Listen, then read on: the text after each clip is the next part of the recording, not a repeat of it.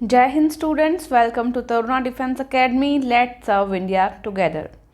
कैसे हैं आप सभी? आई होप आप सभी बहुत ही अच्छे होंगे और मैं आशा करती हूँ कि आपकी तैयारी भी बहुत ही शानदार चल रही होगी। चलिए फटाफट से क्लास को स्टार्ट करते हैं। और आज की जो क्लास है इसमें हम जीके का एक बहुत ही महत्वपूर्ण पार्ट पढ़ने वाले हैं, जिसके अंदर संविधान से, भारत की राज व्यवस्था से जुड़े हुए जो प्रश्न आपके एग्ज़ाम में पूछे जाते हैं उन प्रश्नों का हम डिस्कशन यहाँ पे करने वाले हैं। देखो, काफ़ी सारे क्वेश्चन जो हैं बार बार एग्ज़ाम में रिपीट होते हैं, तो इनमें कुछ चेंज तो आता नहीं है कुछ खास। तो जो है इसमें 60 से 70% क्वेश्चन वही हैं जो पीछे के एग्ज़ाम्स में रिपीट हो चुके हैं। कुछ क्वेश्चन नए भी इंक्लूड किए हैं ताकि थोड़ा और जो मॉडल पेपर टाइप का एक सीरीज़ जो है आपकी यहाँ स्टार्ट हो सके। ठीक है, चलिए एक बार क्लास को जल्दी से शेयर कर दें, लाइक कर दें। लाइक करने में कंजूसी नहीं होनी चाहिए। स्टार्ट करते हैं। पहला क्वेश्चन देखो आपके पास आ चुका है। संविधान सभा की प्रथम बैठक कब हुई थी? संविधान सभा की प्रथम बैठक कब हुई थी? जिस भी स्टूडेंट ने ओरिजिनल पेपर्स किए हुए होंगे उसको पता होगा ये क्वेश्चन कितनी बार रिपीट हुआ है। जल्दी से जवाब देंगे। बिल्कुल, 9 दिसंबर 1946 को हुई थी संविधान सभा की प्रथम बैठक। संविधान सभा ने अंतिम रूप से संविधान को कब पारित किया? जल्दी से जवाब देंगे। बिल्कुल, 26 नवंबर 1949 को जो है संविधान सभा ने संविधान को अंतिम रूप से पारित कर दिया गया था। इसीलिए जो है हम 26 नवंबर को भारत में संविधान दिवस के रूप में इसको मनाते हैं। और 26 जनवरी 1950 को क्या हुआ था बताएंगे? तो ये हम मनाते हैं हमारे स्वाधीनता दिवस के रूप में इसको। इस दिन संविधान जो है भारत में पूर्ण रूप से लागू हो गया था। ठीक है, तो ये तो है स्वाधीनता दिवस, ये तो है स्वाधीनता दिवस। ठीक है, और यहाँ पे आपका राइट आंसर क्या है? 26 नवंबर 1949। ठीक है, तो ध्यान देंगे। इसको हम किस रूप में मनाते हैं? संविधान दिवस के रूप में मनाते हैं। चलिए फटाफट से नेक्स्ट क्वेश्चन पे आते हैं। भारतीय संविधान किस दिन पूर्णतः लागू हुआ? अभी अभी आपको बताया था क्या? 26 जनवरी 1950। 26 जनवरी 1950। ठीक है। भारत गणतंत्र देश कब बना? गणतंत्र देश कब बना? जब पता है आपको संविधान लागू हो जाए पूर्ण रूप से उसी दिन गणतंत्र देश बनता है, तो 26 जनवरी 1950 को। भारतीय मूल संविधान में कितने अनुच्छेद हैं? मतलब जब जो मूल संविधान है जो शुरुआत में बना था उसमें अनुच्छेद यानी कि आर्टिकल कितने थे आपको बताना है। तो मूल संविधान में आर्टिकल थे 395। ठीक है। संविधान सभा के अस्थायी अध्यक्ष के रूप में किसे नियुक्त किया गया था? फटाफट से बताएंगे। ये क्वेश्चन 5 से 6 बार ओनली आर्मी में ही रिपीट हुआ है, तो आप सोच सकते हैं कितने महत्वपूर्ण प्रश्न यहाँ पे कर रहे हैं। सभी क्लास को पूरा देखेंगे, शेयर जरूर करें। मुझे पता है आप सभी बहुत सारे ग्रुप्स में जुड़े हुए हैं, तो अपना सपोर्ट बनाए रखें। And yes, Telegram channel Taruna defence academy का और प्ले स्टोर से ऐप अभी के अभी डाउनलोड कर लें ताकि जो क्वेश्चंस या जो सीरीज़ हम आपको देना चाहें वो आपको टाइम पे मिल जाए। यहाँ पे राइट आंसर बताओ जल्दी से। बिल्कुल, डॉक्टर सच्चिदानंद सिन्हा अस्थायी अध्यक्ष, ध्यान रखेंगे। और जब बात की जाए संविधान सभा के स्थायी अध्यक्ष के रूप में किसे नियुक्त किया गया था, तो स्थायी अध्यक्ष हैं doctor Rajendra Prasad. Next question, भारतीय संविधान के अनुसार भारत देश है, किस तरह का देश है भारत? बताएं जल्दी से। बिल्कुल, प्रभुत्व संपन्न, पंथ निरपेक्ष, लोकतंत्रात्मक गणराज्य है भारत। ए ऑप्शन राइट होगा। प्रारूप समिति के अध्यक्ष कौन थे? प्रारूप समिति के अध्यक्ष भीमराव अंबेडकर। भारतीय संविधान को कुल कितने भागों में बांटा गया है? संविधान को, तो संविधान बना है 22 पार्ट्स में। ठीक है। नेक्स्ट है, राष्ट्रीय ध्वज को संविधान सभा ने कब स्वीकार किया? राष्ट्रीय ध्वज जो कि अपना है तिरंगा, कब स्वीकार किया गया? इसको कब जो है इसका डिज़ाइन बनके रेडी हुआ और उसको कब स्वीकार किया बताना है आपको। तो स्वीकार किया 22 जुलाई 1947 को। ठीक है। नेक्स्ट है, संविधान सभा ने राष्ट्रीय गान को कब स्वीकार किया? हमारा राष्ट्रीय गान आपको पता ही है, जन गण मन, जिसके रचयिता हैं रविंद्रनाथ टैगोर, ये भी पूछा जाता है। और कब स्वीकार किया इसको? तो 24 जनवरी 1950 को, मतलब 26 जनवरी से, यानी कि स्वाधीनता दिवस से जस्ट 2 दिन पहले, ठीक है। भारतीय संविधान के किस भाग को उसकी आत्मा की संज्ञा दी गई है? भारतीय संविधान के किस भाग को उसकी आत्मा की संज्ञा दी गई है? तो यहाँ पे राइट आंसर होगा आपका प्रस्तावना। अच्छा क्वेश्चन है और यही सही है, एनसीईआरटी में भी यही है, हम इसी को राइट मानेंगे, प्रस्तावना को। नेक्स्ट क्वेश्चन है आपके पास, भारतीय संविधान में नागरिकों को कितने मूल अधिकार प्रदान किए गए हैं? तो देखो, पहले ये 7 थे, पहले कितने थे? 7, जिसमें एक था संपत्ति का अधिकार। संपत्ति जो जितनी चाहे रख सकता था, कोई टैक्स वैक्स का इशू नहीं आता था इस पर। लेकिन अब जो है सरकार को उसकी जानकारी आपको देनी होती है कि कहाँ से पैसे आए हैं, कहाँ जा रहे हैं। तो वर्तमान में इसको निरस्त कर दिया गया है। अभी अधिकार कितने बचे हैं? मूल अधिकार हैं 6, ठीक है। चलिए नेक्स्ट क्वेश्चन पे आ गए हैं आप। संविधान में संपत्ति के अधिकार को किस संविधान संशोधन के द्वारा हटाया गया? अभी मैंने बताया था ना कि पहले 7 अधिकार थे जिसमें संपत्ति का अधिकार भी था, उसको हटा दिया गया। कौन से संविधान संशोधन में? संशोधन का मतलब क्या है? सही करना। संविधान जो बहुत टाइम पहले लिखा जा चुका है, आपको पता है, उसमें कुछ संशोधन करना, कुछ नया ऐड करना या कुछ हटाना, उसको संशोधन कहते हैं, ठीक है। तो कौन सा था ये? 44वां संविधान संशोधन था, ए राइट होगा। मौलिक अधिकार संविधान के किस भाग में वर्णित है? मौलिक अधिकार है भाग 3 में। भारतीय नागरिकों को प्राण एवं दैहिक स्वतंत्रता का संरक्षण किस अनुच्छेद द्वारा दिया गया है? आर्टिकल बताना है आपको, तो आर्टिकल 21 में है, ठीक है, प्राण और दैहिक स्वतंत्रता का संरक्षण का अधिकार। ओके।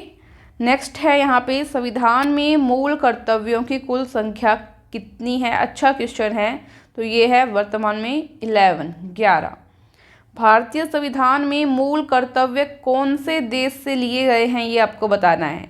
ये क्वेश्चन इस टाइप के बहुत बार पूछे जाते हैं। मूल कर्तव्य कहाँ से लिए गए, मौलिक अधिकार कहाँ से लिए गए, ये सब आपको पूछा जाता है। तो कौन से देश से लिए गए हैं मूल कर्तव्य? ये लिए गए हैं रसिया से, रूस से, ठीक है। भारतीय संविधान में निष्पक्ष न्यायपालिका का सिद्धांत किस देश से लिया गया है? निष्पक्ष न्यायपालिका मतलब कितना ही बड़ा मंत्री हो, कितना ही बड़ा हीरो हो, या कोई किसान हो, या कोई बिजनेसमैन हो, सबके लिए कानून समान है भारत के संविधान के अनुसार। और ये सिद्धांत कौन से देश से लिया है आपको बताना है, ठीक है।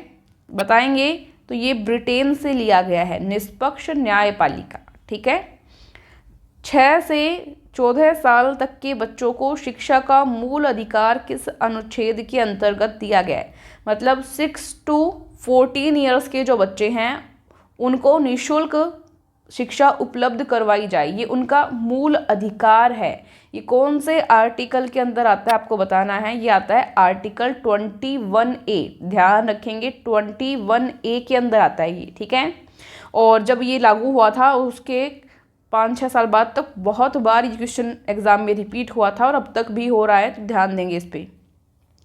भारतीय संघ की शक्ति किसमें निहित होती है? भारतीय संघ की शक्ति निहित होती है राष्ट्रपति में, प्रेसिडेंट में। भारत का प्रथम पुरुष या राष्ट्र का प्रथम पुरुष कहा जाता है प्रेसिडेंट को, यानी कि राष्ट्रपति को, ठीक है। और तीनों सेनाओं का सर्वोच्च कमांडर भी ये होता है, कौन? राष्ट्रपति। थल सेना, वायुसेना, जल सेना, ठीक है। राष्ट्रपति का कार्यकाल होता है कितने वर्ष का? ये होता है 5 वर्ष का। राष्ट्रपति के निर्वाचक मंडल में कौन शामिल होते हैं बताएंगे? राष्ट्रपति के निर्वाचक मंडल में देखिए, संसद के दोनों सदनों के निर्वाचित सदस्य, निर्वाचित जो कि चुने गए हैं, तथा राज्यों की विधानसभाओं के निर्वाचित सदस्य। निर्वाचित वर्ड पे ध्यान देंगे, जो चुने गए हैं, क्योंकि कुछ ऐसे भी होते हैं जो मनोनीत किए जाते हैं, वो शामिल नहीं करने हैं आपको, ठीक है। तो डी ऑप्शन आपके लिए यहाँ पे राइट हो जाएगा। नेक्स्ट है, राष्ट्रपति पद के चुनाव के लिए कौन सी विधि अपनाई जाती है, कैसे होता है? तो इसका पूरा नाम होता है, देखो, एकल संक्रमणीय मत प्रणाली, जिसमें आनुपातिक प्रतिनिधित्व के द्वारा अप्रत्यक्ष मतदान किया जाता है, ठीक है। तो डी ऑप्शन यहाँ पे क्या होगा, राइट होगा, ये सभी। नेक्स्ट है, राष्ट्रपति को अगर त्याग पत्र देना है तो वो किसको सौंपेगा? तो राष्ट्रपति सौंपेगा अपना त्याग पत्र उपराष्ट्रपति को। ये क्वेश्चन मैंने अभी बताया था, बताएंगे आप। भारतीय सेनाओं का सर्वोच्च सेनापति कौन होता है? ये क्वेश्चन कई बार आ चुका है आर्मी में, आपको पता ही होगा जिस बच्चे ने ओरिजिनल पेपर पीछे देखे हैं। बिल्कुल, राष्ट्रपति यहाँ पे आपका राइट आंसर हो जाएगा, ठीक है। नेक्स्ट है, राष्ट्रपति पर महाभियोग संसद के किस सदन द्वारा लगाया जाता है? लोकसभा, राज्यसभा, संसद के किसी भी सदन द्वारा, या इनमें से कोई नहीं?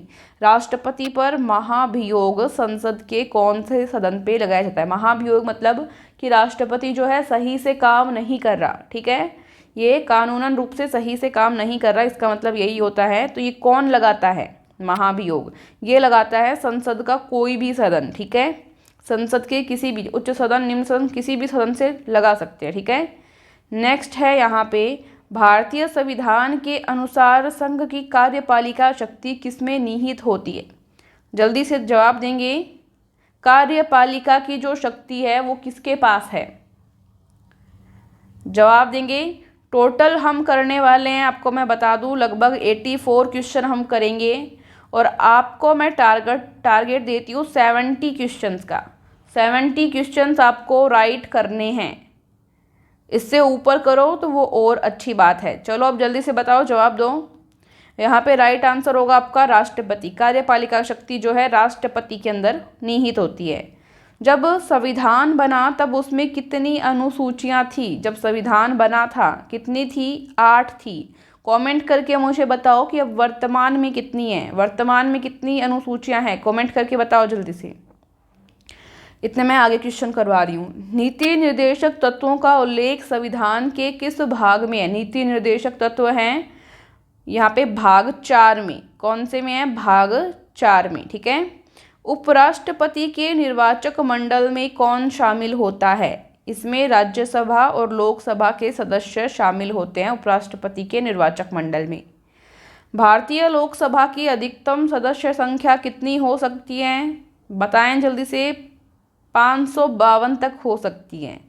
भारतीय राज्यसभा की अधिकतम सदस्य संख्या कितनी हो सकती है? तो राज्यसभा की हो सकती है 250 तक। दोनों ही क्वेश्चन बहुत इंपॉर्टेंट है और कई बार एग्जाम में आए हैं, इनको अच्छे से माइंड में फिट कर लेना।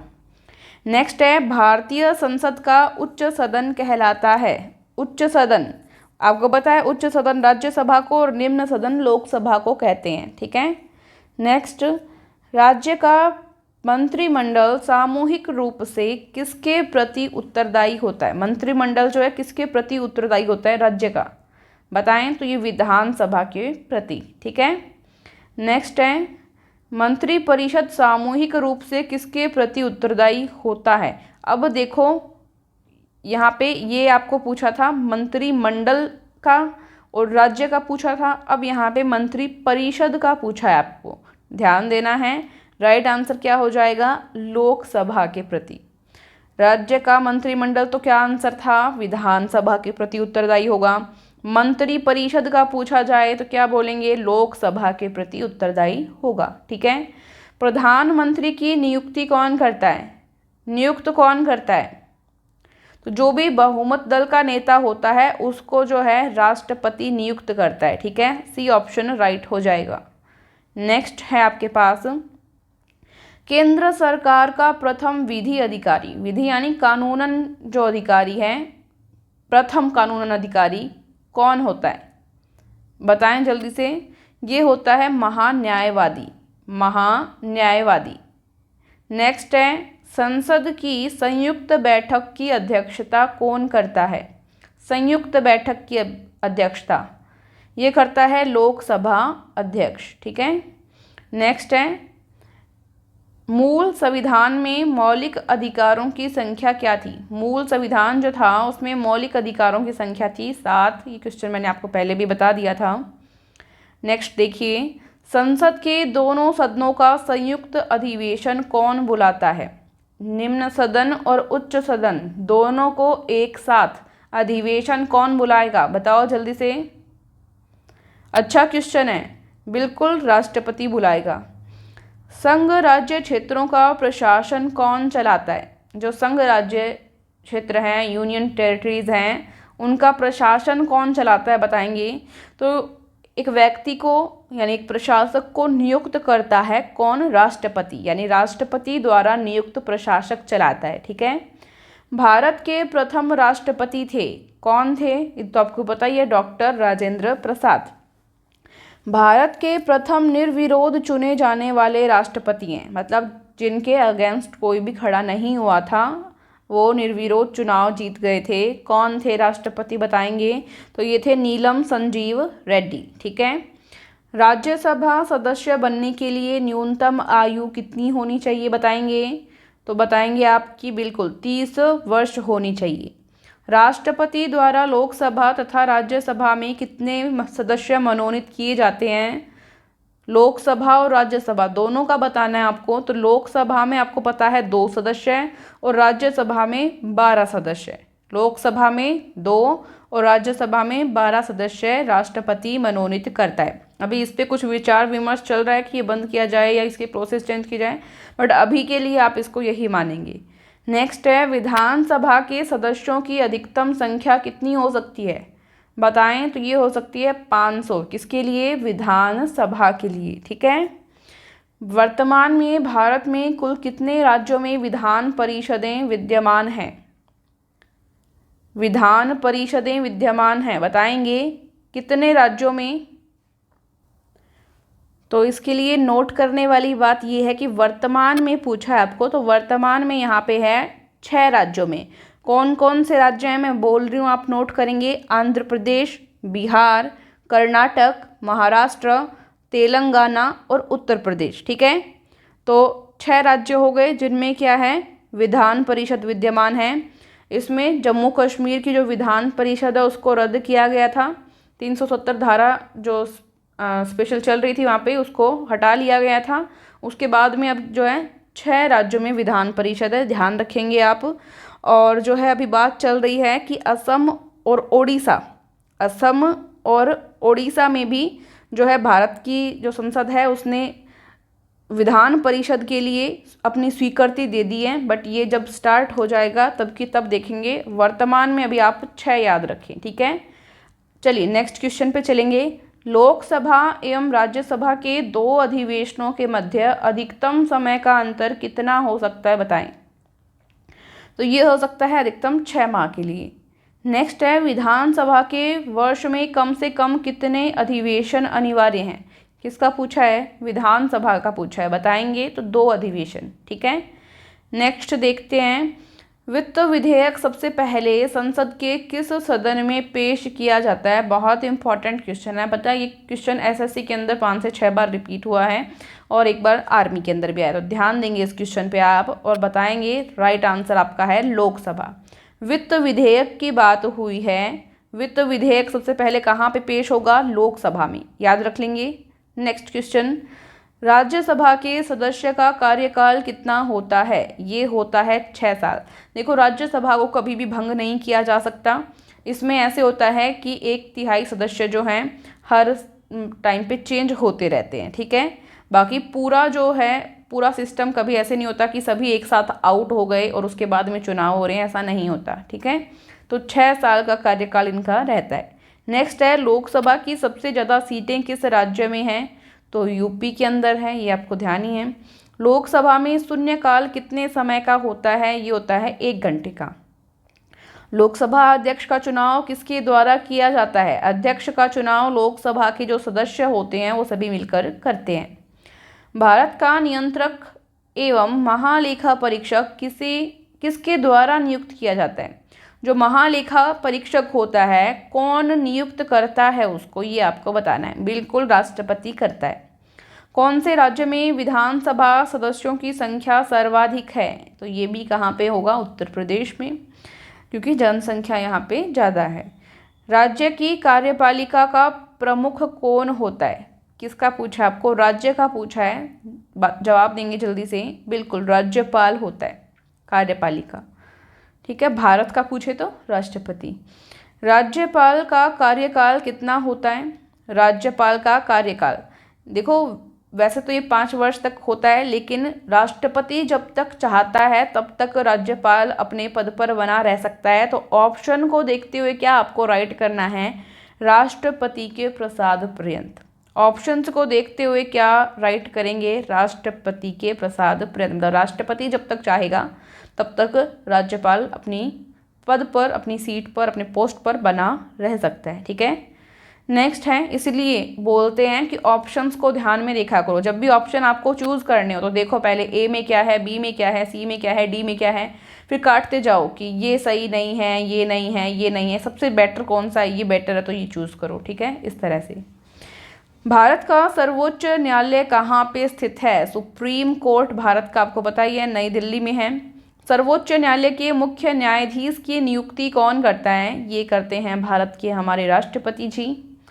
भारत के सर्वोच्च न्यायालय में न्यायाधीशों की कुल संख्या हो सकती है? न्यायाधीशों की कुल संख्या देखो, पहले ये थी 31, वर्तमान में 33 प्लस एक मुख्य न्यायाधीश कितने हो गए? 34। वर्तमान में बात करें तो 34।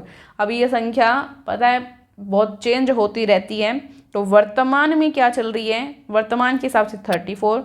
जब तक आप एग्ज़ाम देने जाएं एक बार दोबारा रिसर्च कर लें। अभी जल्दी से तो चेंज होने वाली नहीं है वैसे, बट जो करंट जो चीज़ें चलती रहे वो आपको रिसर्च करके जाना चाहिए एग्ज़ाम से पहले, मेरा यही मानना है। ठीक है, तो अभी के लिए 34 यहाँ पे एकदम से राइट आंसर है। ठीक है, पहले कितना था? 31 था, उससे पहले 30 भी था। ठीक है, तो ये अब नहीं है। अभी क्या याद रखेंगे आप? 34। सर्वोच्च न्यायालय के न्यायाधीश का कार्यकाल बताएंगे जल्दी से। बिल्कुल 65 वर्ष की आयु उनकी पूरी होने तक। ठीक है, नेक्स्ट क्वेश्चन देखते हैं। भारत में उच्च न्यायालयों की कुल संख्या कितनी है वर्तमान में? बताएंगे। तो वर्तमान में उच्च न्यायालयों की संख्या है 25, पहले 24 थी, अब कितनी है? 25 वर्तमान में। ठीक है, सर्वोच्च न्यायालय के प्रथम मुख्य न्यायाधीश कौन थे? प्रथम मुख्य न्यायाधीश सबसे पहले किसको बनाया गया? सुप्रीम कोर्ट का मुख्य न्यायाधीश बताएंगे। बिल्कुल हीरालाल जेकानिया को। ठीक है, इनकी यूनिवर्सिटी भी एक। कौन से मुख्य न्यायाधीश सर्वाधिक समय तक कार्यरत रहे हैं? सबसे ज़्यादा समय तक कौन रहे? तो ये रहे वाई.वी. चंद्रचूड़। उच्च न्यायालय के न्यायाधीशों के कार्यकाल की सीमा क्या है? उच्च न्यायालय के जो न्यायाधीश हैं, देखो ऊपर जो मैंने बात की थी ना, ये किसकी की थी मैंने यहाँ पे? सर्वोच्च न्यायालय के न्यायाधीश का कार्यकाल। ठीक है, और यहाँ पे क्या बात हुई है? उच्च न्यायालय के न्यायाधीशों का। वो तो था सर्वोच्च न्यायालय का, और ये क्या है? उच्च न्यायालय का। ठीक है, समझ रहे हैं ना? ऊपर मैंने पढ़ाया था सर्वोच्च न्यायालय यानी कि सुप्रीम कोर्ट, और ये है उच्च न्यायालय यानी कि हाई कोर्ट। क्वेश्चन के अंदर डिफरेंस समझना। इनके न्यायाधीशों के कार्यकाल की सीमा पूछी जाए तो ये हैं अपनी जो उनकी उम्र होती है उसके 62 ईयर्स कंप्लीट होने तक। ठीक है, 62 साल। वहाँ पे क्या था सुप्रीम कोर्ट वाले में? अब कितना हो गया? वर्तमान में 65 साल इसको कर दिया गया है। इसको कह रहे हैं हो सकता है कम कर दिया जाए या इसको बढ़ा दिया जाए, बट अभी के लिए आप फिलहाल यही याद करें। अगर कुछ चेंज होगा तो आपको टेलीग्राम पे अपडेट कर दिया जाएगा अगर गवर्नमेंट इसमें कुछ चेंज करती है तो। ठीक है, चलिए नेक्स्ट क्वेश्चन है, उच्च न्यायालय के मुख्य न्यायाधीश की नियुक्ति कौन करता है? उच्च न्यायालय हाई कोर्ट के जो मुख्य न्यायाधीश हैं उनकी नियुक्ति कौन करता है? ये भी राष्ट्रपति करते हैं। ठीक है, राज्यसभा का सभापति होता है, राज्यसभा का सभापति होता है उपराष्ट्रपति। ध्यान देंगे, बहुत ही इंपॉर्टेंट क्वेश्चन है ये, नोट कर लिया आपने। चलो, पंचायत अधिनियम में सरपंच के पद की न्यूनतम आयु है। न्यूनतम आयु यानी कि यहाँ आप हो गए 21 वर्ष के तो आप सरपंच बन सकते हैं अगर आप में योग्यता है। नेक्स्ट है पंचायती राज अधिनियम 1992 कौन से संशोधन द्वारा लागू किया गया? पंचायती राज अधिनियम बताएंगे आप तो 73वां संशोधन था ये, ठीक है। राष्ट्रपति राष्ट्रीय आपातकाल की घोषणा किस परिस्थिति में कर सकता है? आपातकाल की घोषणा जब की जाए, राष्ट्रीय आपातकाल की पूरे देश में, राष्ट्रपति करता है। ये घोषणा कौन करता है? राष्ट्रपति करता है, ये आपको पता ही है। कौन सी परिस्थिति हो तब कर सकता है? बाह्य आक्रमण, युद्ध हो जाए, सशस्त्र विद्रोह हो जाए, यानी कि सभी कंडीशन में उपयुक्त सभी। भारत में अब तक कितनी बार राष्ट्रीय आपातकाल की घोषणा हो चुकी है? 3 बार हो चुकी है, ठीक है। भारत में राष्ट्रपति किस अनुच्छेद के तहत देश में राष्ट्रीय आपातकाल की घोषणा करता है? ये है आर्टिकल 352 के तहत, ठीक है। राज्यों में राष्ट्रपति शासन की अधिकतम अवधि है। राष्ट्रपति शासन अगर किसी राज्य में लग जाए, किसी स्टेट में लग जाए, तो अधिकतम अवधि उसकी क्या है? ये है 6 माह तक। उसके बाद में जो है संसद के अंदर इसका पूरा जो सिस्टम है वो बताया जाता है, फिर अवधि और बढ़ाई जाती है, बट एक साथ कितनी लग सकती है? ये 6 माह तक, ठीक है। उसके बाद में जो रिपोर्ट जारी होती है उसको और बढ़ाया जाता है संसद में, ठीक है। चलो नेक्स्ट क्वेश्चन देखेंगे। संसद द्वारा अनुमोदन के बाद किसी राज्य में राष्ट्रपति शासन एक बार में कितने समय तक लागू किया जा सकता है? अभी मैंने इसमें बताया था ना कि संसद में रिपोर्ट जाएगी, तो उसके बाद में कितना हो सकता है? और बढ़ाया जा सकता है 6 माह तक, ठीक है। संसद द्वारा अनुमोदन के बाद किसी राज्य में राष्ट्रपति का शासन एक बार में कितने समय तक लागू किया जा सकता है? 6 माह। उसके बाद में विचार किया जाता है कि परिस्थिति कंट्रोल में है या नहीं है, क्या है, उसके बाद में इसको और बढ़ाया जाता है। तो 6 माह यहाँ राइट आंसर होगा। नेक्स्ट क्वेश्चन देख रहे हैं। भारतीय संविधान के अनुसार हमारे देश का प्रथम नागरिक कौन है? तो ये आपको बताइए, प्रेसिडेंट यानी हमारे राष्ट्रपति जी। राज्य में राष्ट्रपति शासन लगे होने के कितने दिनों के अंदर उसकी संसद से स्वीकृति आवश्यक है? मानो अचानक से कोई विपदा आ गई और राज्य में लग गया, किसी स्टेट में लग गया राष्ट्रपति शासन यानी कि प्रेसिडेंट रूल, तो कितने दिनों के अंदर उसकी संसद से स्वीकृति लेनी होगी, आवश्यक होगी, ये आपको बताना है, ठीक है। कितना टाइम होना चाहिए उसके लिए? 60 दिन, 60 दिन में, ठीक है, लगभग 2 महीने में, ठीक है। और कितने टाइम तक लगा रह सकता है? फिर 6 माह तक। उसके बाद फिर रिन्यू किया जाता है, फिर 6 माह तक, ठीक है। नेक्स्ट है, योजना आयोग नीति आयोग का अध्यक्ष होता है। योजना आयोग जिसका नाम अब क्या है? नीति आयोग है। अध्यक्ष कौन होता है? प्रधानमंत्री होता है देश का। नेक्स्ट है, भारत में प्रथम योजना आयोग का गठन कब किया गया था? प्रथम योजना आयोग का गठन किया गया था 15 मार्च 1950 को। नेक्स्ट क्वेश्चन देखेंगे। भारत में सर्वप्रथम 2 अक्टूबर 1959 को पंचायती राज व्यवस्था का शुभारंभ कहाँ हुआ था? यह कौन से राज्य से शुरू हुआ था? बताएंगे जल्दी से। तो बिल्कुल हमारे राजस्थान के नागौर से। सी ऑप्शन क्या हो जाएगा? राइट यहाँ पे हो जाएगा। जवाब देंगे। 2 क्वेश्चन और रहे हैं और बताएंगे लास्ट में कि 84 में से कौन कौन स्टूडेंट के 70 से ऊपर क्वेश्चन सही हुए हैं, किसकी तैयारी जो है बहुत ही शानदार हो चुकी है, और जिसकी थोड़ी कम भी तैयारी है, अभी आपका पूरा समय है एग्ज़ाम में, तो तैयारी को और बेहतर बनाएं। संविधान में कितनी भाषाओं को मान्यता प्रदान की गई है? कितनी भाषाएं? इसमें है वर्तमान में 22। संविधान की प्रस्तावना में पंथ निरपेक्ष, समाजवादी, अखंडता जैसे शब्दों को किस संविधान संशोधन में जोड़ा गया है? बताएं जल्दी से। तो राइट आंसर होगा आपका 42वां संविधान संशोधन। नेक्स्ट क्लास में हम करने वाले हैं भूगोल के बहुत ही शानदार क्वेश्चन। अभी तक जिन स्टूडेंट्स ने बुक्स परचेज नहीं की है तो वो बुक्स परचेज कर सकते हैं। डिलीवरी चार्जेस नहीं लगें, इसके लिए आप तरुणा डिफेंस एकेडमी का ऐप डाउनलोड कर सकते हैं और ऐप के माध्यम से भी अपना पूरा डिलीवरी एड्रेस उसमें लिखें और बुक घर मंगवा सकते हैं। गांव के स्टूडेंट भी बुक घर मंगवा सकते हैं। ऐप से गांव तक, छोटे छोटे गांव तक बुक पहुंच जाती है। जम्मू कश्मीर, उत्तराखंड, इधर साइड के भी जो छोटे गांव हैं पहाड़ी एरिया के, वहाँ पे भी इंडियन पोस्ट के थ्रू बुक कोरियर करवा दी जाती है। तो वो स्टूडेंट्स भी अब परेशान नहीं हो, ऐप डाउनलोड करें और उसमें आप बुक ले सकते हैं। कुछ नहीं समझ में आए तो ये व्हाट्सएप नंबर यहाँ पे दिए हुए हैं, स्क्रीन पे आप देख रहे हैं नीचे, इन पर आप मैसेज करके पता कर सकते हैं। इसके अलावा जो स्टूडेंट मोबाइल में पढ़ सकते हैं वो ई बुक PDF ले सकते हैं। व्हाट्सएप पे मैसेज करें, आपको सभी लिंक मिल जाएगी, उनको पढ़ें, जो भी आपको लेना हो सब आगे लिखा हुआ है क्या आपको चाहिए, तो जो भी चाहिए उस पर क्लिक करें, उस लिंक पे जाएं और आपके लिए सब कुछ अवेलेबल है। और फ्री स्टडी मटेरियल और नोट्स के लिए ऐप डाउनलोड करें और टेलीग्राम ग्रुप को ज़रूर ज्वाइन करें। Thank you so much. जय हिंद, जय भारत।